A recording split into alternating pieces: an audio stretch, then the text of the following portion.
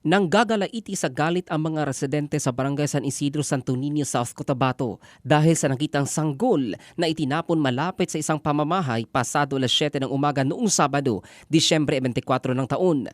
Unang nakakita ang isang Ryan Inorio Lampidario matapos umano nitong marinig ang iyak ng isang bata malapit sa kanilang bahay.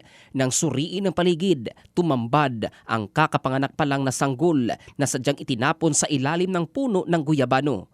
Kagad nagsumbong sa otoridad at dinala sa ospital ang baby para mabigyan ng karampatang atensyon, lalo pat nakakabit pa ang umbilical cord ng bata. Naniniwala ang mga residente na galing sa ibang lugar ang nanay ng bata at basta na lamang iniwan malapit sa isang bahay para madaling hanapin. Nagpapatuloy naman ang pagsisiyasat ng Santo Niño PNP upang matukoy kung sino ang walang pusong mga magulang na nagtapon sa kanilang sariling anak. Nasa pangangalaga na ngayon ng MSWDO ng naturang bayan ang nasabing baby girl.